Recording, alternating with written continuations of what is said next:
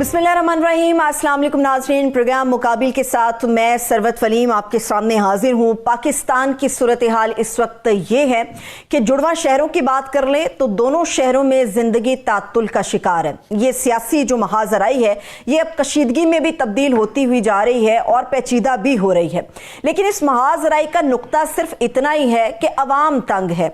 लेकिन सवाल ये है कि अगर रास्ते बंद हैं तो क्या अवाम तंग नहीं है?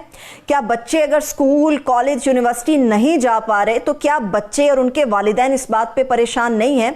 एक आदमी जिसके घर का चूल्हा रोजाना की उजरत पर चलता है, अगर उसकी उजरत नहीं मिलेगी, काम नहीं मिलेगा, तो क्या वो शख्स और उसका कुंबा इस पे तंग नहीं है? क्या वो परेशान नहीं है? क्या वो शख्स जो मरीज है और अस्पताल तक रसाई चाहता है, रास्ते बंद हैं मगर वो अस्पताल नहीं पहुंच पाता, तो क्या वो मरीज और उसके अहले खाना तंग नहीं है? इसके ऊपर हम बात करने जा रहे हैं और ये भी जानने की कोशिश करेंगे कि ये जो महाजराई दोनों अतराफ से है ये किस तरह से खत्म होगी, क्या करना ऐसा पड़ेगा कि महाजराई को खत्म किया जा सके। इसके साथ साथ पाकिस्तान की और खास तौर पे जो सिक्योरिटी सूरत हाल है खैबर पख्तूनख्वा और बलूचिस्तान की, ऐसा नजर आता है कि ये दोनों सूबे इस वक्त दहशत गर्दों के निशाने पर हैं। कुर्रम के अंदर जो काफिले पर हालिया हमला हुआ उससे एक फसाद बरपा हुआ जो अभी तक नहीं थम सका। ये मामला क्यों खत्म होने को नहीं आ रहा, क्यों कोई काविश हमें देखने में नहीं आ रही, इसके ऊपर भी बात करेंगे। और पाकिस्तान की इकॉनमी के ऊपर बात करेंगे। ख्वाहिश हमारी यही है कि पाकिस्तान के अंदर इन्वेस्टर आए, बड़ी तादाद में सरमायाकार आए। पाकिस्तान के अंदर सरमायाकारी होनी चाहिए मगर वो साजगार माहौल क्या हम फराहम कर पा रहे हैं? और बेलारूस के सदर का 3 रोजा दौरा पाकिस्तान और इसकी इकॉनमी के लिए कितना सूदमंद हो सकता है, इसके ऊपर हम बात करेंगे। और आज के इस प्रोग्राम मुकाबिल में हमारा साथ देने के लिए साबिक वफाकी वजीर मोहम्मद अली दुरानी साहब मौजूद हैं। सर बेहद शुक्रिया दुरानी साहब, थैंक यू सो मच आपके कीमती वक्त के लिए। जैसे मैंने बात की कि जुड़वा शहरों के हालात बहुत ज़्यादा कशीदा हैं, आवाम भी परेशान है। मुझे ये बताइए, अभी से कुछ देर पहले खबर आ रही थी शायद कोई डायलॉग हो रहे हैं, एक हुकूमती कमेटी है, एक अपोजिशन की कमेटी है। अगर यही सब करना था तो इतनी हाहाकार किस बात की थी, यहाँ पे पहुँच जाते? बिस्मिल्लाहिर्रहमानिर्रहीम। इसके बारे में मुख्तसर बात तो यही होती है कि चलो देर आए तब भी दुरुस्त आयत, ठीक है ना जी। लेकिन आज की जो सूरत हाल है, आपने सारी चीज़ को बिल्कुल मुख्तसरन में सब कुछ बयान कर दिया। इसका अल्टीमेट जो मुतासिर है, विक्टिम है, वो कॉमन मैन है, पब्लिक है। एग्जैक्टली। मैं समझता हूँ कि इसकी मुजरिम भी पब्लिक ही है। वो कैसे? उन्होंने वोट उनको दिया, ठीक है ना जी, जिन्हें वो पहले नहीं दिया करते थे। उन्होंने वोट अपनी मर्जी से दे दिया 8 फरवरी को, ठीक है जी। अब उनकी मर्जी और जिनको आदत है हुक्मरानी की, उनकी मर्जी में आपस में थोड़ा सा फासला पैदा हो गया। लेकिन हमारा मुल्क है ना, हमने अपने मुल्क को इस मुश्किल से निकालना है और इंशाल्लाह ये निकलेगा इंशाल्लाह। और ये जो चैलेंजेस आज दरपेश हैं पूरी कौम को, आज सड़कें अगर बंद हैं तो पूरे मुल्क की बंद है। आज अगर अवाम तंग हो रहे हैं तो KPK के भी तंग हो रहे हैं और पंजाब के भी तंग हो रहे हैं और सिंध के भी तंग हो रहे हैं।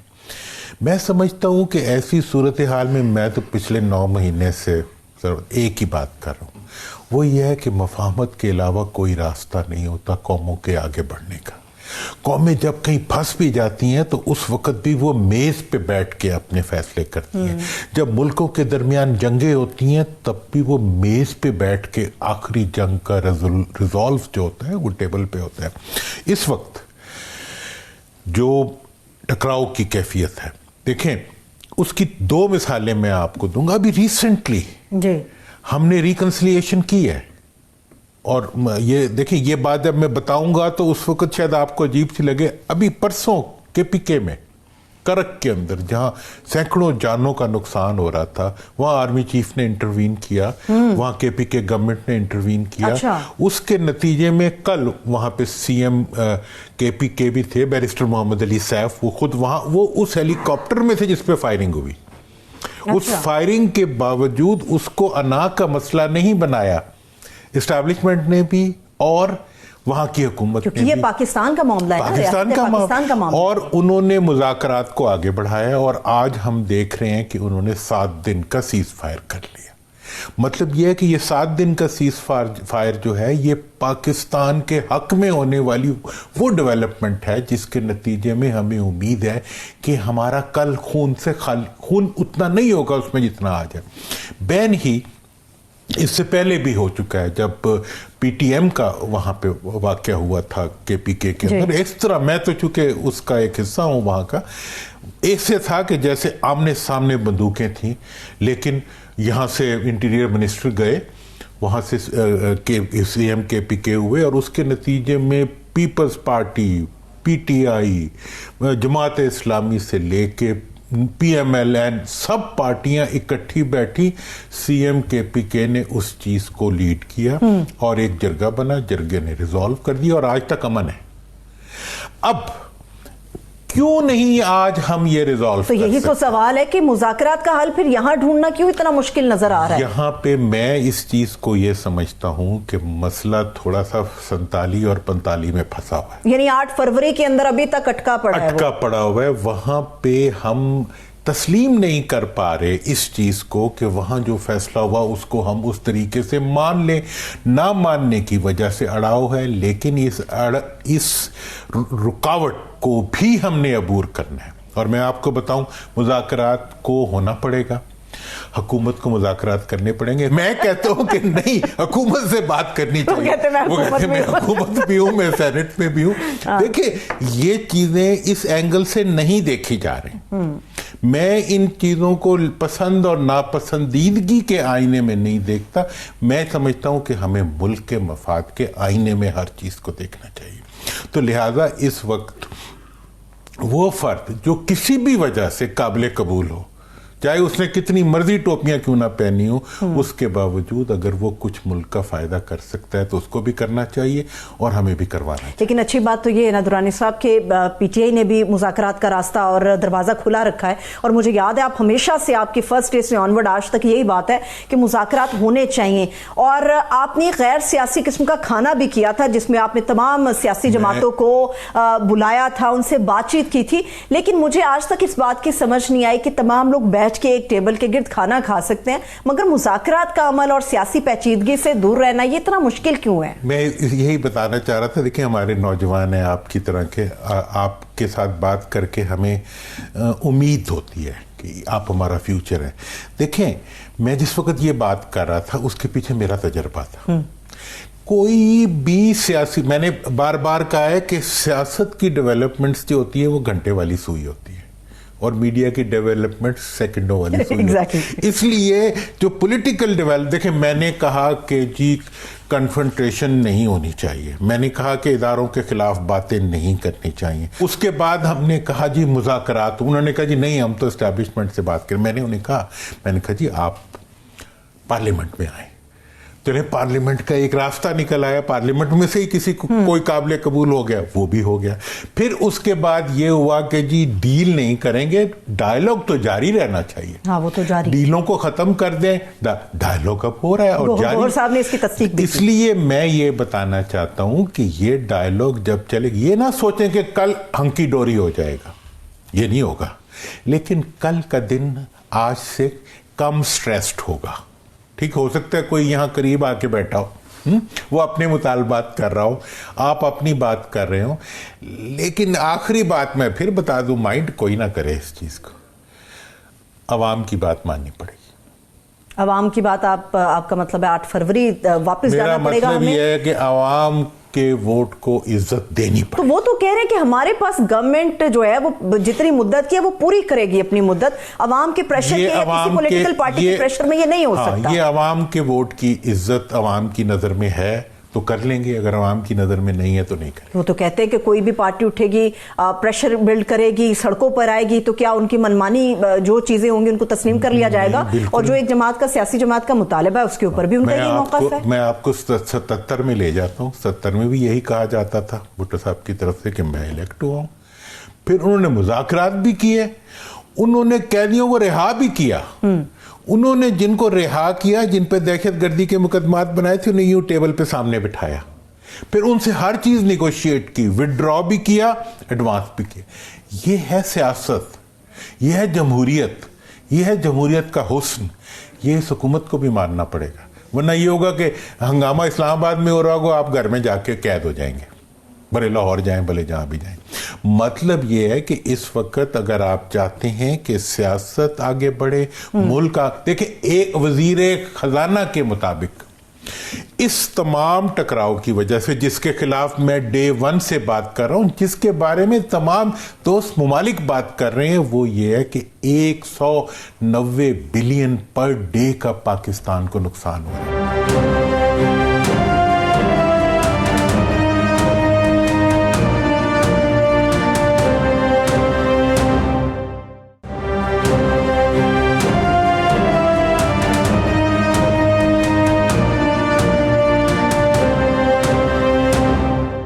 کے بعد ایک مرتبہ پھر سے تمام دیکھنے والوں کو خوش آمدید کہیں گے. سابق وفاقی وزیر محمد علی درانی صاحب ہمارے ساتھ موجود ہیں. پاکستان کی سیکیورٹی صورتحال, خاص طور پہ جو 2 صوبے ہیں خیبر پختونخوا اور بلوچستان, دہشت گردوں کے نشانے کے اوپر ہے, کیا کچھ کرنا چاہیے, اس کے اوپر ہم بات کرنے جا رہے ہیں. درانی صاحب, اس سے پہلے آپ نے بڑی خوبصورت 2 میرے سامنے ایسے مثالیں رکھی ہیں جن سے کچھ سبق ہم سیکھ سکتے ہیں, لیکن یہ معاملہ اتنا طول پکڑ گیا ہے کرم کا کہ ہمیں ایسا لگتا ہے کہ یہ حل ہونے کو نہیں آ رہا, یا یہ ترجیحات میں شامل نہیں ہے, یا پورا جو فوکس ہے وہ پولیٹیکل معاملات کے اوپر ہے.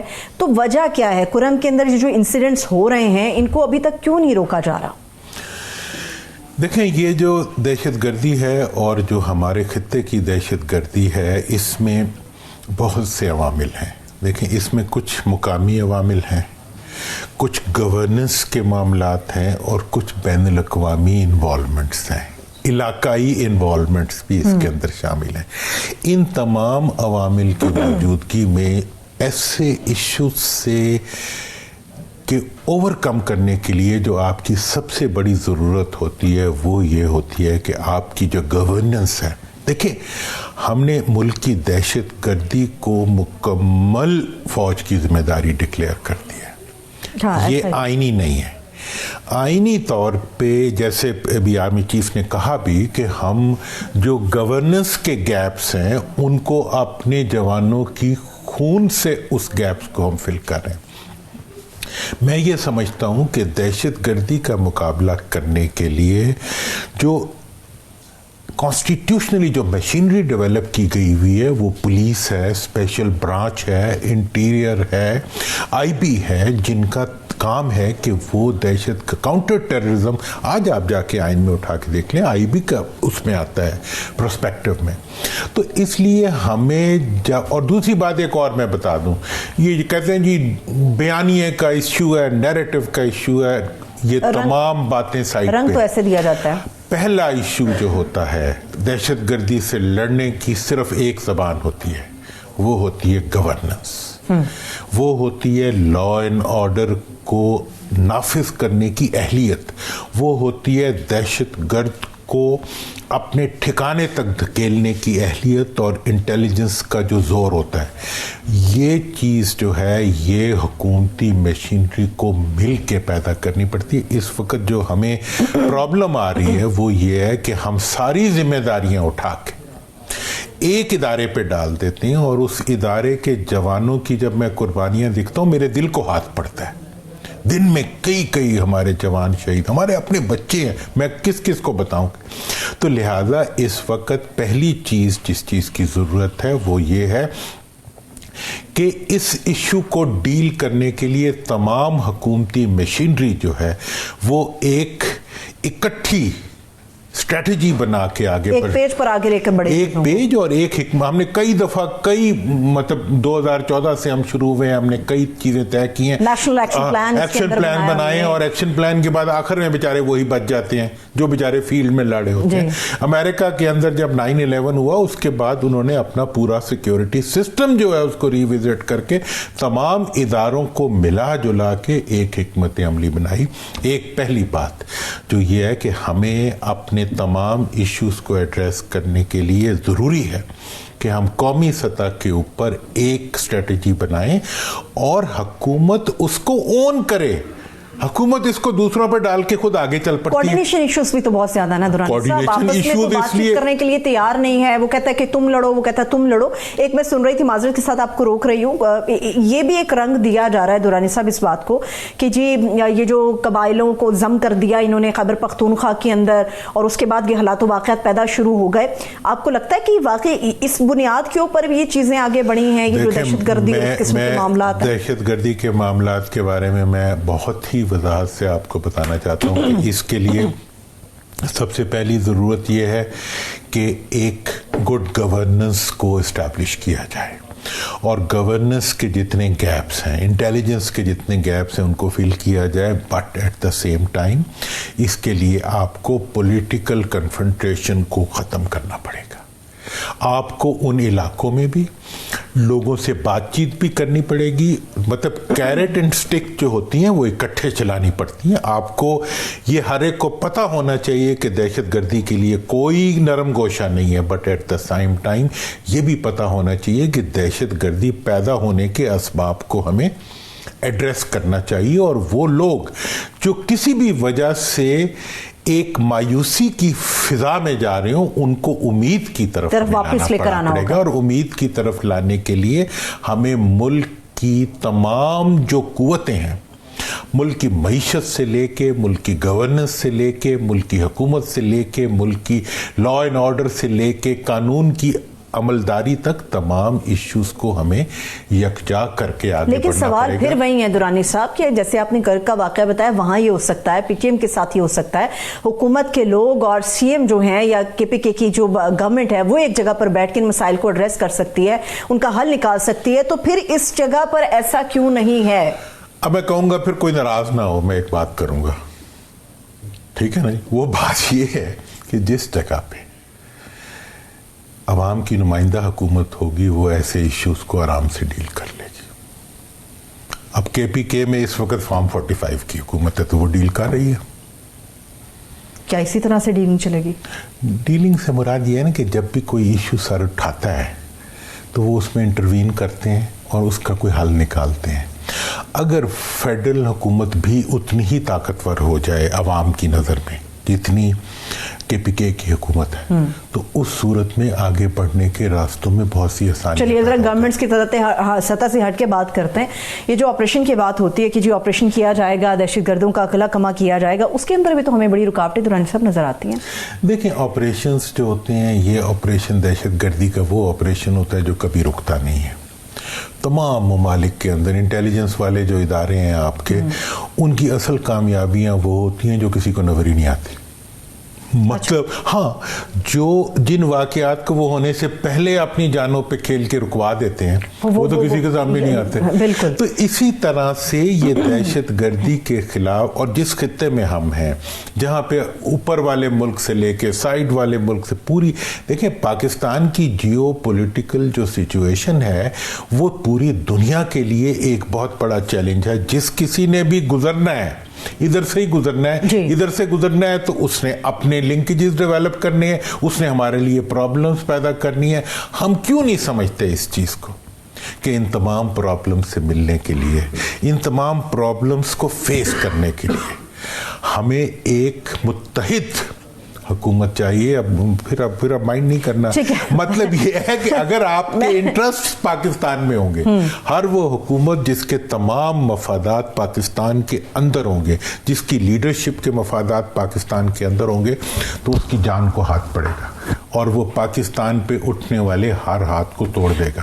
अगर मेरे पास भागने का रास्ता हुआ, हाँ, तो फिर तो मैं भागने की तैयारी करूंगा। ठीक है, लेकिन जो तो फील्ड के अंदर आकर दुरानी साहब अपनी कीमती जानों के नजराने देते हैं और इन्हीं की बदौलत हम रात को सुकून की नींद सोते हैं, ये बात बिल्कुल दुरुस्त है। लेकिन मुझे ये बताइए, जब आपने बताया कि दुनिया के हर मुल्क के अंदर जब इस किस्म की सूरत हाल होती है तो ऑपरेशन रहते हैं, वो जारी रहते हैं, मगर मौलाना फजलुर रहमान साहब तो ये कह रहे थे कि भाई 2 दहाइयां हो गई, ऑपरेशन होते रहे, मगर सूरत हाल वहीं की वहीं है। आज भी वही सूरत हाल नजर आती है। दहशतगर्द तो वैसे ही फिर रहे हैं, कभी कम हो जाते हैं, कभी ज्यादा हो जाते हैं, मगर दहशतगर्दी मुकम्मल तौर पर खत्म नहीं हुई। मौलाना फजलुर रहमान साहब की स्टेटमेंट। हमारे यहाँ करप्शन खत्म हुई है, نہیں ہوئی نا, اس کے خلاف کو کام ہو رہا ہے, کام بھی اتنا ہی کام. دیکھیں اب پرابلم یہ ہے کہ اصل راٹ تو ہمارے اپنے, یہ تو اور طرف بحث چلی جائے گی. کرپشن کے خلاف کیا کام ہوا ہے آپ مجھے بتائیے. میں آپ سے یہ بتا رہا ہوں کہ پرابلم جو ہے حقیقت میں وہ آپ کی حکمرانوں میں ہے. مطلب یہ کہ دہشت گردی پھیلانا والا بیسیکلی سیاسی محاذرائی کا فائدہ اٹھاتا ہے. سب سے بڑی دہشت گردی کسی ملک کے اندر کرپشن ہوتی ہے. جب میں آپ کو بتاؤں, میں کے پی کے میں رہا ہوں, میں وہاں پڑھتا رہا ہوں, وہاں جو بندہ بھی نکل کے آتا تھا نا دہشت گرد, تو ہم اس سے پوچھتے تھے کسے, ہم کہتے پیسے دے کے آئے. مطلب یہ ہے کہ جب معاشرے کے اندر سٹرینتھس کم ہو جاتی ہیں سوسائٹی کے اندر لا اینڈ آرڈر انفورس کرنے والے ادارے کمزور ہو جاتے ہیں, تو اس میں سے دہشت گرد فائدہ اٹھا. کون کمزور کرتا ہے درانی صاحب, کون کمزور کرتا ہے؟ یہ تو پھر ادارے ہم یہ کہہ سکتے ہیں نا کہ سیاسی محاذرائی کی نظر ہو جاتے ہیں. دیکھیں سیاسی محاذرائی کی نہیں, مطلب پولیٹیکل کرپشن کی نظر ہو جاتے ہیں. میں آپ کو صاف بتا رہا ہوں. اور وہ جب الیکشن جیتنے کے لیے پیسوں کی ضرورت ہوتی ہے تو پیسوں کے لیے ہر چیز کو کرتے گزرتی ہے. تو لہٰذا اب دیکھیں یہ بڑی خوفناک ایک ڈسکشن ہے, اس کو جتنا بھی آگے لے کے جائیں. میں یہ کہنا چاہتا ہوں کہ اس وقت جو دہشت گردی کا چیلنج ہمارے سامنے ہے, اس دہشت گردی کے لیے ہمیں یکجہتی کی ضرورت ہے. اور اس وقت جو سب سے بڑا دہشت گردی کے سامنے جانے دینے والا ادارہ ہے, میں نے انہیں بھی یہی کہا تھا, ہمارے اپوزیشن والوں کو بھی, حکومت کے, کہ اس کو آپ پھر مضبوط کریں. ابھی ہم بریک سے جب واپس آئیں گے تو پاکستان کی اکانومی کے اوپر جو اس کا ریاکشن آئے گا اس کے اوپر ہم بات کریں گے. بہت شکریہ, اسٹے ود اس.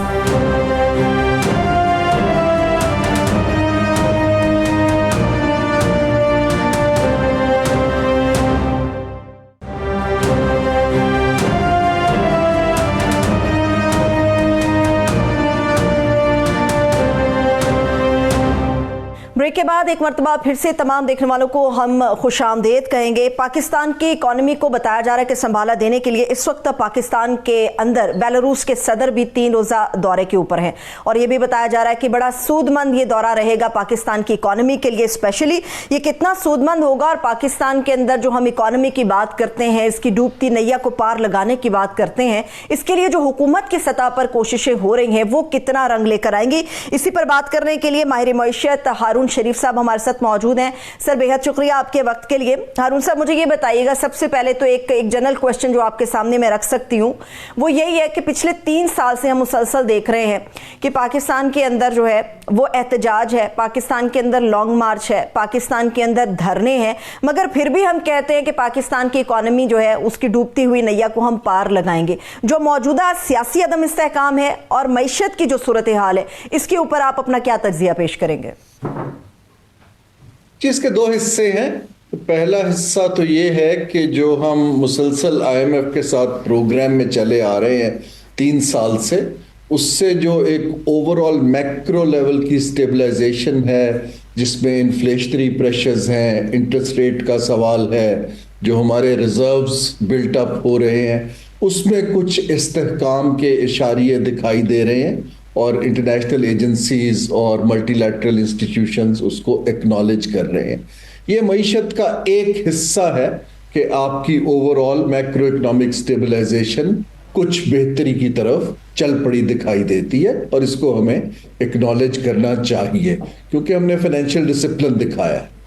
اب جو آپ کا دوسرا حصہ ہے کہ اس سٹیبلائزیشن کو اکنامک ریوائیول یا گروتھ میں کیسے تبدیل کیا جائے, جبکہ حالات جو ہیں پولیٹیکل انسٹیبلٹی بڑی ویزیبل ہے, فریگمنٹیشن دکھائی دیتی ہے, ادارے اپنا کام نہیں دے کر پاتے, انویسٹر کانفیڈنس کم ہے, investment to G D P ratio کم ہے, export to G D P ratio کم ہے. یہ چیزیں آتی ہیں جب ہم نے ریوائیول کی طرف جانا ہے. اب وہاں پر بہت پالیسی, سب سے پہلے اس کی کنسسٹنسی ضرورت ہے, اداروں کا مستحکم ہونا ضرورت ہے, صوبوں کا اور فیڈریشن کا تعاون بہت امپورٹنٹ ہے, کیونکہ 18ویں امینڈمنٹ کے بعد بہت سی اکنامک ڈیسیجن میکنگ اور امپلیمنٹیشن صوبوں کے پاس جا چکی ہے, اور اس کا جو ہے IMF کو اور اداروں کو بھی ادراک ہے کہ یہ ساری چیزیں کوآرڈینیشن کے بغیر نہیں چل سکتی. اب یہ تالی ایک ہاتھ سے نہیں بجتی ہے, اس کے لیے پہلا قدم تو حکومت کو لینا پڑتا ہے کہ وہ نہ صرف صوبوں کو اپنے ساتھ رکھے بلکہ باقی سٹیک ہولڈرز کو ٹیبل پر لائے کہ بھی ہمارا اس وقت یہ میکرو اکنامک صورتحال ہے, ہم یہ پالیسی ٹیبل پہ رکھنا چاہ رہے ہیں اور آپ کی اونرشپ اور رائے کی ضرورت ہے. مجھے انفارچونیٹلی وہ کنویننگ سپیس بنتی دکھائی نہیں دے رہی, جس کی وجہ سے یہ جو ہمارے گینز ہیں میکرو لیول پہ ان کو ٹرانسلیٹ کرنا لوگوں کی بھلائی کے لیے اور سسٹینیبل گروتھ کے لیے, وہ پاتھ جو ہے اس میں تھوڑی مجھے دقت اور زیادہ مدت دکھائی دے رہی ہے. ٹھیک ہے, لیکن ہارون صاحب جو آپ نے پہلے کہا کہ ایک جو حصہ ہے اکانومی کا اس میں ہمیں ایڈمٹ کرنا چاہیے اس بات کو کہ ہماری اکانومی کسی حد تک بہتری کی طرف گئی ہے, لیکن کیا میں اس ایک جملے کی بنیاد پہ یہ کہہ لوں کہ ہمارا ملک جو کہ معاشی لحاظ سے چلتا ہے اس طرح سے کہ اس کو قرضے ملیں گے تو پہلے جو قرض ہے وہ انہی قرضوں سے لیے جانے والے قرضوں سے اتارا جائے گا؟ کیا پاکستان اب اس پوزیشن کے اندر ہے کہ پہلے جو اسے بہت مہنگے قرضے ملا کرتے تھے اب یہ اپنی مرضی سے اپنی شرائط یا اپنی ایک طے کی گئی ہوئی شرح سود کے اوپر قرضے لے سکتا ہے؟ جی, پاکستان کے دو طرح کے قرضے ہیں. جو ہمارے 60 سے 70% قرضے ہیں وہ ڈومیسٹک بینکوں سے ہم نے لیے ہوئے ہیں, تو وہ تو ہم آلریڈی لے رہے ہیں. شرح سود نیچے جاتی ہے تو حکومت کو فائدہ ہوتا ہے, معیشت کو کم فائدہ ہوتا ہے کیونکہ معیشت کے اندر بینکوں کا پیسہ بہت کم جا رہا ہے, زیادہ تر پیسہ سرکار لے رہی ہے جو کہ ایک غلط کام ہے. دوسری طرف آتے ہیں ایکسٹرنل بوروئنگ. ایکسٹرنل بوروئنگ میں ابھی بھی ہم جس کو آپ کی بات ہے اپنی شرائط پر, وہ تو فائنینشیل مارکیٹس ہوتی ہیں جہاں بانڈ فلوٹ کرتے ہیں اور شرائط کے بغیر پیسہ لیتے ہیں. ابھی ہمارا رسک پریمیم بہت ہائی ہے اور میرا خیال ہے کہ اگلے 1-2 برس زیادہ انحصار یہ ملٹی لیٹرل بینکوں کے قرضے پر رہے گا, جو اپنے پہلے کا کہ قرض لے کے ان کا پرانے قرض کا سود پے آف کیا جائے گا. اور یہ کوئی خوشائند بات نہیں ہے کیونکہ ہم آلریڈی بہت زیادہ ڈیٹ سٹریسڈ ملک ہیں. 70-72% سے زیادہ جی ڈی پی کا قرضوں کی ادائیگی میں جاتا ہے, آدھے سے زیادہ بجٹ وہاں جاتا ہے. تو یہ ہمارا چیلنج یہ ہے کہ قرض کو انویسٹمنٹ سے کیسے ریپلیس کرنا ہے, اور یہ ایک فنڈامنٹل سوال ہے کہ کسی بھی معیشت کا ریوائیول جو ہے وہ قرض پہ نہیں ہوتا ہے, وہ انویسٹمنٹ پہ ہوتا ہے, کیونکہ انویسٹمنٹ آپ نے واپس نہیں کرنی ہوتی ہے, وہ لانگ ٹرم آتی ہے اگر صحیح لی جائے. قرض تو آپ کو ایک مدت کے بعد واپس کرنا پڑتا ہے, اور یہ پاکستان کا ایک میک اینڈ بریک پوائنٹ ہے. اگر آپ نے آئی ایم ایف سے ہٹنا ہے تو ہمیں investment to G D P ratio کو 10% بڑھانا ہے, اور یہ ہماری اس وقت حکمرانوں کی اور پرائیویٹ سیکٹر کی مل کے نمبر 1 ترجیح بننی چاہیے, جو کہ ابھی انفارچونیٹلی یہ جو آپ نے انسٹیبلٹی کی بات کی, حکمرانوں کا جو ہماری ایلیٹ ہے ان کی زیادہ توجہ اس وقت اس کے جوڑ توڑ کے اوپر اور ویلنگ ڈیلنگ پر ہے, اس طرف آ نہیں پا رہی. ٹھیک ہے, لیکن ہارون صاحب انویسٹمنٹ تو تبھی آئے گی نا جب انویسٹر کو آپ ایک سازگار ماحول فراہم کرتے ہیں. ہم تو بیرونی دنیا کے انویسٹر کو بھی ویلکم کرتے ہیں کہ آئیے پاکستان کے اندر اپنا بزنس لے کر آئیے اور دیکھیے پاکستان آپ کو بڑے مواقع فراہم کرے گا آگے بڑھنے کے. لیکن ہماری بدقسمتی یہ ہے کہ نہ تو باہر کا انویسٹر کچھ ہمیں ایگری نظر آتا ہے یا ہوپ فل نظر آتا ہے, اور بہت سارے ایسے لوگ ہیں جو اپنا سرمایہ یہاں سے سمیٹ کے جانا چاہتے ہیں. جو پہلے آپ نے بات کی کہ صوبے اور وفاق کے اندر ایک کوارڈینیشن ہونی چاہیے, آپ کو لگتا ہے کہ وہ نفرت کی نظر ہو گئی ہے, سیاست کی نظر ہو گئی ہے, یا ہماری ترجیحات کے اندر پاکستان کی اکانومی کبھی تھی ہی نہیں؟ جی دیکھیے, آپ کی بات بالکل درست ہے. اصل ڈیفیسٹ جو ہے وہ ایک تو ہمارا چیلنج جو بجٹ کا ہے, لیکن اصل خسارہ اعتماد کا ہے. جب آپ کا اپنا انویسٹر اندر کا ایکسپینشن نہیں کر رہا, انویسٹمنٹ نہیں کر رہا, تو فورن انویسٹمنٹ کو آئے کرنا مجھے سمجھ نہیں آتی یہ کس قسم کی پالیسی ہے. تو ہمارا پہلا ٹارگٹ جو ہے حکومت کا ان حالات میں, جب تھوڑی سی میکرو سٹیبلائزیشن آئی ہے, سود کی شرح نیچے جا رہی ہے, تو اب اس پیسے کو انویسٹر کو ایز این انسینٹیو یوز کرنا ہے کہ آپ اپنی صنعتوں میں ایکسپینشن کیجئے, کیونکہ ہماری پروڈکشن اور پروڈکٹیوٹی دونوں بہت کم رہ گئے ہیں. اب جب ہمارا لوکل انویسٹر کرے گا تو اس سے پارٹنر کر کے فورن انویسٹر دیکھ سکتا ہے, لیکن جس ملک کے اندر ڈالرز کی کمی ہو وہاں فورن انویسٹر بہت سوچ کے آتا ہے, کیونکہ کل کو وہ اپنا پروفٹ نکال نہیں سکتا ڈالر بیسڈ, اور اس کی پاکستان کو بھی ایشو ہے. تو یہ کیچ 22 ہے, لیکن اس وقت اس کے بغیر چارہ نہیں ہے کہ ہم کچھ ڈیلز کو لوکل انویسٹر کے تھرو کریں اور اس کے اندر تھوڑا تھوڑا فارن انٹرسٹ ٹیکنالوجی پارٹنرشپس لانی شروع کریں. یہ جو ہم ملٹی بلین ڈالر کے خواب دیکھتے اور دکھاتے ہیں وہ بیک فائر کرتے ہیں کیونکہ ان کے فیٹ آن دا گراؤنڈ نہیں ہوتے. We keep our head in the cloud. تو ہمیں اس وقت فیٹ آن دا گراؤنڈ جو ہے وہ صلاحیت کی طرف جانا ہے اور کچھ اچھے پرائیویٹ سیکٹر کے لوگوں کو آگے لا کے ایکسپینشن کے انسینٹیو دینے ہیں.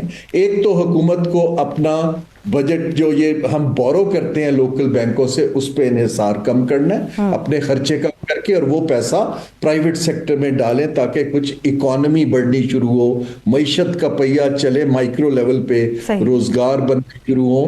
ورنہ یہ پریشر ہمارے اوپر عنقریب دوبارہ آ جائے گا کہ ہم ڈیٹ سٹریس میں آ کے مزید پھر فنڈ کے پروگرام میں مزید پھنس جائیں گے.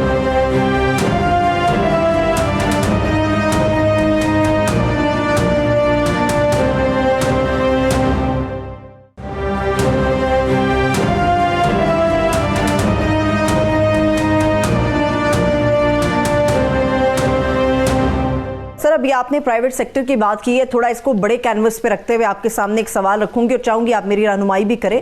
پاکستان ہو یا دنیا کا کوئی بھی ملک ہو, جی ڈی پی کے تحت اس کی ریشو, اس کی ترقی, اس کی معاشی نمو کا جائزہ لیا جاتا ہے. میں اس وقت سن رہی تھی اور میں دیکھ رہی تھی, اور ہمارے جو وزیر خزانہ اورنگزیب صاحب ہیں انہوں نے بھی اس چیز کی تصدیق کی ہے کہ پاکستان کے اندر یہ جو پولیٹیکل انسٹیبلٹی روزانہ کی بنیادوں پر رونما ہوتی ہے, 190 ارب کا نقصان تو ہوتا ہے, مگر اگر ٹوٹل جی ڈی پی ہم ویلیو دیکھیں تو وہ 342 ارب بنتی ہے. 342 میں سے اگر 190 ارب روپے میں مائنس کر دوں تو ہمارے پاکستان کے پاس تو کچھ نہیں بچا. اور جو پرائیویٹ سیکٹر کی آپ بات کر رہے ہیں, موسٹلی وہ آئی ٹی اور ٹیلی کام کا سیکٹر ہے, اس کا جو خسارہ ہے وہ تو ابھی میں نے 342 اور 190 کے درمیان کہیں شامل ہی نہیں کیا.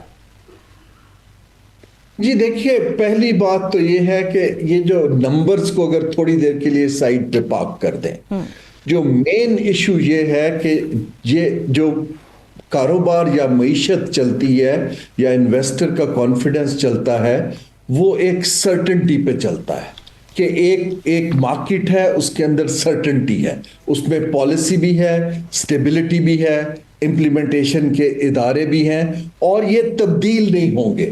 جہاں ڈے ٹو ڈے آپ کو پتہ ہی نہ ہو کس دن کیپٹل بند ہو جانا ہے, کس دن فلائٹس بند ہو جانی ہے, پورٹس نے کلوجر ہو جانا ہے, تو انویسٹمنٹ بالکل ایسی اکانومی میں مزید انویسٹمنٹ کیوں کرے گا؟ کیونکہ یہ جو سرمایہ ہوتا ہے یہ ایک بہت ڈرپوک یا کاورڈ چیز ہوتا ہے, اس کے پاس پھر نئی ڈیسٹینیشنز مل جاتی ہیں. یہ جو ہم کیلکولیٹ کر رہے ہیں وہ تو ہم ایگزسٹنگ لاسز کیلکولیٹ کر رہے ہیں کہ اس وجہ سے نقصان کتنا ہو رہا ہے. میں ایک فیوچر لاسز کیلکولیٹ کر رہا ہوں کہ جو ہم ایک اپرچونٹی کاسٹ لوز کر رہے ہیں کہ لوگ اعتبار نہیں کرتے کہ یہاں سٹیبلٹی ہو سکتی ہے. میرے حساب سے حکومت کو یہ نمبر 1 بنا کے کچھ ڈائیلاگ کے دروازے کھولنے چاہیے. یہ جو ہے کہ آپ شہر کو سیل کر دیں, آپ کنٹینر لگا دیں, انٹرنیٹ کو بند کر دیں, ہماری آئی ٹی کی ایکسپورٹ بڑھ رہی ہے, لیکن ود دس انفراسٹرکچر اس کے اندر باہر کے انویسٹر پیسہ ڈالنے سے شائع ہیں. میرے پاس انویسٹرز کی جو ریکویسٹ آئی ہوئی تھی انہوں نے ہولڈ پہ رکھی ہوئی ہیں. یہ ہماری ایک اپرچونٹی کاسٹ ہے جو ہم پے کر رہے ہیں, اور یہ اگر ہم اس کو بہتر نہیں کریں گے تو یہ جو لوگ آئے کر رہے ہیں پاکستان کو وہ کسی اور مارکیٹ کی طرف چلے جائیں گے. ٹھیک ہے, اگر سر پبلک سیکٹر ڈیولپمنٹ پروگرام کی بات کریں پی ایس ڈی پی کی, تو اس کے اوپر بھی بتائیے گا کہ آپ اس کو کس طرح سے دیکھ رہے ہیں. جیسے ہمارے پاس کچھ فگرز ہیں, وزارت منصوبہ بندی یہ کہتی ہے کہ 20 نومبر تک پی ایس ڈی پی کے لیے محض 92 ارب روپے خرچ کیے جا سکے, اور اگر 5 ماہ کے لیے مختص جو رقم تھی اس میں سے 26% میں سے صرف 6% خرچ کیا جا چکا. تو ان فگرز کی کامیاب ہونے کی یا کم ہونے کی وجوہات کو آپ پاکستان کی اکانومی پر کس طرح سے دیکھ رہے ہیں؟ جی, اکنامک تھیوری کے اندر جو پبلک انویسٹمنٹ اگر صحیح جگہ کی جائے تو وہ پرائیویٹ سیکٹر کے کیپٹل کو اٹریکٹ کرتی ہے. جو پی ایس ڈی پی کی انویسٹمنٹ ہے وہ زیادہ تر انفراسٹرکچر میں جاتی ہے, لیکن اگر اچھے انفراسٹرکچر میں جائے تو پرائیویٹ سیکٹر کیپٹل آنا شروع ہوتا ہے. ابھی صورتحال یہ ہے کہ بجٹ کے خسارے کی وجہ سے پی ایس ڈی پی کو پہلا کٹ لگتا ہے, لیکن پی ایس ڈی پی تو ایک فیڈرل پروگرام ہے. اصل پیسہ جو اینول ڈیولپمنٹ پروگرام ہے وہ ڈیولپمنٹ کے وہ صوبوں کے پاس ہے. اب یہ جو صوبے ہیں وہاں پر جو صورتحال ہے، اصل چیز تو کیپیبلٹی وہاں ڈالنی ہے. میں آپ کو ایک بات بتاتا جاؤں، غالباً بہت لوگ اس کا ذکر نہیں کرتے. 2014 میں انڈیا نے اپنے پلاننگ کمیشن کو بند کر دیا تھا، کیونکہ ڈیوالٹ سسٹم کے اندر سینٹرلائز پلاننگ اور بجٹس کی ضرورت محسوس نہیں ہوتی، جبکہ یہ کام اب صوبوں کا ہے. تو یہ جو ہمارا فیڈریشن کا پروگرام ہے، ہمیں اس کو بہت کیئرفلی دیکھنے کی ضرورت ہے کہ آیا وہ ایم این ایز کی اسکیم میں جا رہا ہے یا وہ پروڈکٹیو ایسے جگہ پر جا رہا ہے کہ جہاں پر وہ اس کا کم کر سکے خسارہ. ٹھیک ہے. اچھا ہارون صاحب، مجھے یہ بھی بتائیے گا کہ 3 روز کے دورے کے اوپر ہیں بیلاروس کے صدر، کتنا امپورٹنٹ ہے پاکستان کے لیے؟ کیسے وقت میں یہ دورہ، جب ہماری معیشت کو بوسٹ ہونے کی ضرورت ہے، جب پاکستان کے اندر ہم یہ دیکھ رہے ہیں حالات بھی کچھ زیادہ سازگار نہیں ہیں، ہم چاہے جتنا بھی اس کو ایڈمٹ کریں مگر یہ فیکٹس ہیں کہ پاکستان کے حالات اتنے سازگار نہیں ہیں. ایسے میں جب ہمیں نظر آ رہا ہے سڑکوں پر کیا ہے، ہمیں نظر آ رہا ہے کہ رفت کتنی زیادہ گہری ہو گئی ہے، یہ دورہ کتنا امپورٹنٹ ہے؟ اور پاکستانی گورنمنٹ کا یہ پروٹوکول اور جو ان کے ساتھ مفاہمتی یادداشتوں پر دستخط ہوئے یا ایگریمنٹس کیے گئے، وہ کتنے امپورٹنس رکھتے ہیں؟ دیکھیے، بیلاروس ایک چھوٹا ملک ہے، ہماری کوئی ان سے بہت زیادہ ٹریڈ نہیں ہے، لیکن ان کا مین انٹرسٹ یہ ہے کہ وہ ایک لینڈ لاکڈ کنٹری ہے. ان کو ایک فیوچر میں ہماری طرف سے ایکسیس مل سکتی ہے گوادر اور کراچی پورٹ کی، لیکن اس کے لیے افغانستان بارڈر کا سٹیبل ہونا بہت ضروری ہے.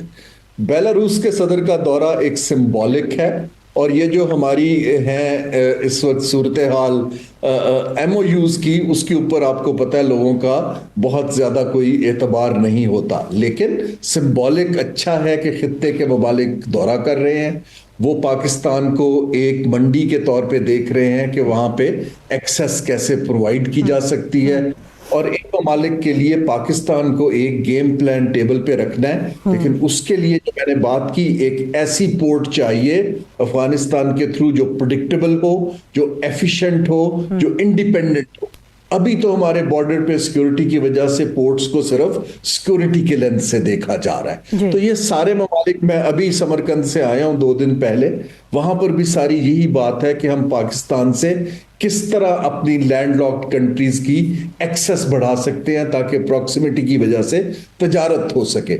یہ ہمیں ترجیحی بنیاد پر یہ جو ریجنل سٹیبلائزیشن، سیکیورٹی اور انسٹیبلٹی کو ایڈریس کرنا ہے، اس کے بغیر ہم یہ ایک اکنامک پوٹینشل کو گین نہیں کر پائیں گے. ٹھیک ہے سر، بس ایک لاسٹ سوال آپ کے سامنے رکھتی ہوں.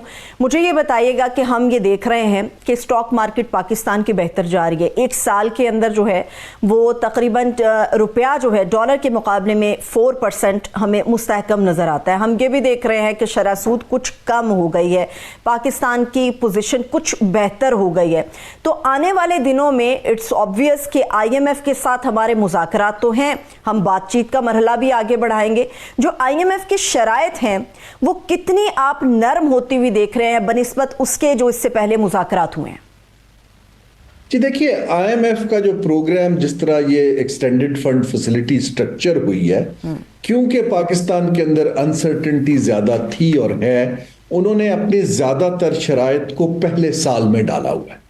اب یہ کولیشن گورنمنٹ کے اوپر ہے کہ وہ پہلے سال میں، ابھی پہلا ریویو جو ہوا ہے اس میں تو ان کا اچھا ان کے ساتھ انٹریکشن رہا ہے. بٹ ہم اگر پہلے سال میں ان کی زیادہ تر شرائط کو، جن کو وہ پرائر ایکشنز کہتے ہیں، اگر ہم مان پاتے ہیں تو پھر یہ کام اگلے 2 سال آسان ہو سکتے ہیں. لیکن یہ ایسا، اگر آپ آئی ایم ایف کا ریویو بھی پڑھیں پاکستان کا، تو انہوں نے 2 چیزیں انڈیکیٹ کی ہیں. ایک چیز انہوں نے یہ انڈیکیٹ کی ہوئی ہے کہ پاکستان کی یہ جو انسٹیبلٹی ہے پولیٹیکل، اور جو صوبوں کے ساتھ فریگمنٹیشن ہے، اس کے آئی ایم ایف کی شرائط کے ماننے پر اثرات آ سکتے ہیں. عام طور پہ وہ سیاسی کامنٹ نہیں کرتے. دوسرا، انہوں نے کہا کہ آئی ایم ایف کی ریپوٹیشن ایٹ سٹیک ہے کہ ہم نے پروگرام دیا ہے اور ہسٹوریکلی پاکستان پروگرام مکمل نہیں کرتا ہے. تو اب یہ کولیشن حکومت کے اوپر ایک بہت بڑی ذمہ داری ہے کہ وہ پہلا سال جو زیادہ شرائط ہیں مشکل، ان پہ عمل درآمد کر کے دکھائیں تاکہ پاکستان پہ انٹرنیشنل اداروں کا اعتبار دوبارہ بڑھے. لیکن یہ آسان نہیں ہے. یہ آئی ایم ایف آخری سال میں آسان ہوگا. پہلے 2 سال مجھے بہت مشکل دکھائی دیتے ہیں، اور جس کو ہمارے سیاسی دوست پولیٹیکل کاسٹ کہتے ہیں، ہمیں اس کو پے کرنے کے لیے تیار رہنا پڑے گا۔ ٹھیک ہے، مختصر مگر جاتے جاتے ایک اور سوال، ایک عام آدمی کی زندگی پاکستان میں کتنی جلد آپ بہتر ہوتی بھی دیکھ رہے ہیں؟ جی اگر سمت ٹھیک رکھتے ہیں تو 2 سے 2.5 سال میں کچھ اثرات آنے شروع ہوں گے۔ اگر خدا نخواستہ یہ جو میں نے عرض کیا تھا کہ میکرو سٹیبلٹی کو ہم جاب کریشن اور ایکسپورٹس کی طرف پالیسیز کو نہیں بنا پاتے، پیسے کو اس طرف پی ایس ڈی پی اور اے ڈی پی کو اس طرف منتقل نہیں کر پاتے، اور انویسٹر کا کانفیڈنس نہیں آتا، تو پھر یہ طویل ہو جائے گا۔ لیکن جو ہم نے دیکھا ہے باقی ممالک میں کہ اگر آپ سٹیبلائزیشن کر کے اپنی پالیسیز بنائیں تو 2 سے 2.5 سال کے بعد کچھ اثرات آنا شروع ہو جاتے ہیں۔ لیکن مجھے ڈر یہ ہے کہ ہمارا زیادہ زور کیش ٹرانسفرز پہ ہے، نہ کہ ہم سسٹینیبل اکنامک ڈگنیفائڈ اپرچونٹیز کی پالیسیز کو انٹروڈیوس کر سکیں۔ یہ پاپولزم کو چھوڑنا ہوگا اور ہارڈ کور پالیسی میکنگ کی طرف قدم بڑھانا پڑے گا۔ بہت شکریہ ماہر معیشت ہارون شریف صاحب ہمارے ساتھ موجود تھے۔ سر آپ کے قیمتی وقت کے لیے بے حد شکریہ۔ اس کے ساتھ ہی مجھے اجازت دیجیے، اپنا بہت سا خیال رکھیے، خدا حافظ۔